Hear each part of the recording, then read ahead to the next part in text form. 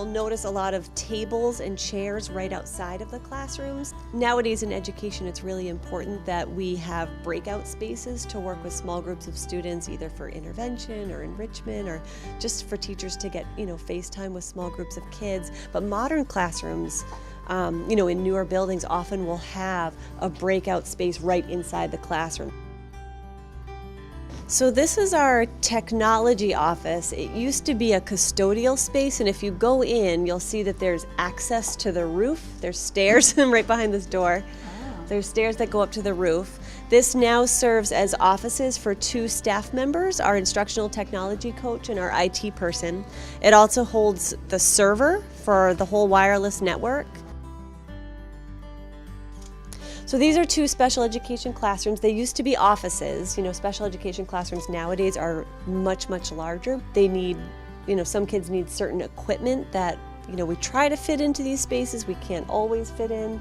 So this is another interesting thing to note. This is our library, and it's a converted classroom.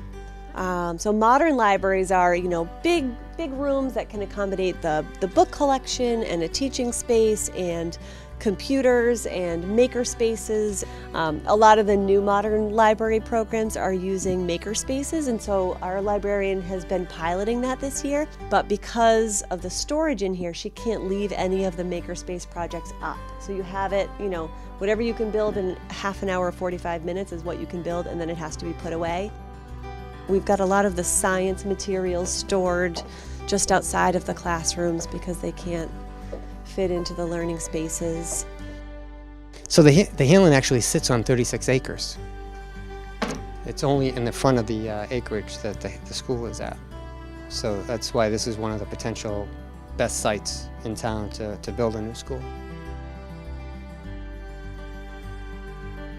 This is a breakout space. It's got its original footprint was that of a full classroom, but we did subdivide it. We have, the district is committed to instructional coaching, so teaching our teachers how to be the best teachers they can be. So we have a literacy specialist / instructional coach and her paraprofessional who work in this office. 2 boilers. 2 boilers. That one on the far right is new. This one is refurbished and obviously leaking just recently. This is leaking water right now.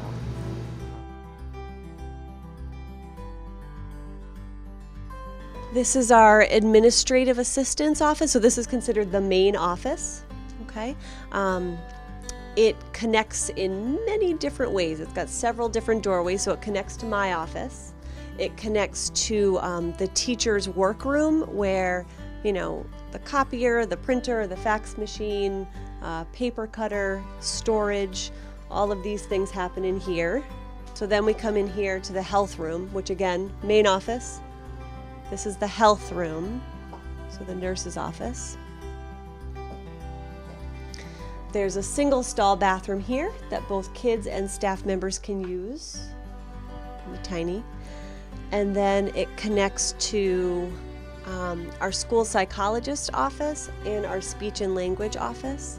So the trick with these 3 rooms, the health room, the psych room, and the speech room, is that these are spaces that require a certain degree of confidentiality for kids, whether it's for health reasons, for mental health reasons, or for educational reasons.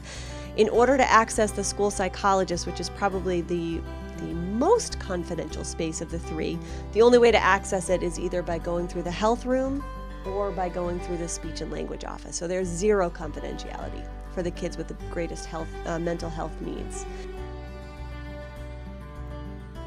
And then this is the entrance to both our art and music room, but also our early childhood office. So as we walk through, I'll just point out for the early childhood office, when parents come, they have to park their strollers here at the top and then carry their babies and toddlers down the stairs. Okay, and this is classroom storage. So our new science program requires a lot of storage. We also keep furniture and things down here. Yeah, so this is a good example of the deterioration of the pipes at the Hanlon. What we have to do actually is keep extra pipe on hand, so as the pipes break, we have the pipe in stock in order to fix them. So really just in a matter of 5 months, we've had enough slow leakage to cause this kind of rust damage. You can see we've got buckets to collect water. That bucket has quite a bit in it. Instructional materials do get ruined over time, and we, have to throw them out and replace them. So this is our shared art and music room space. It's actually the converted backstage area. On a day when it's music, these tables are pushed back, the instruments are pulled out, and the music teacher teaches. On the days when the music teacher isn't here, we pull the tables out and it becomes an art room. There is one day in the week where both music and art are scheduled, so on that day we use this as the art room, and we set up the music room in the gym. Our custodian actually brings in a rug, makes a circle of chairs, rolls in a projector, manually carries down whatever instrument she's going to be teaching that day. So modern art rooms will have, a bank of sinks for kids to wash out their brushes and clean up their materials. Our sink area, if you go in, is actually a converted bathroom. There's room enough for 1 or 2 children to be in washing their hands and materials at a time.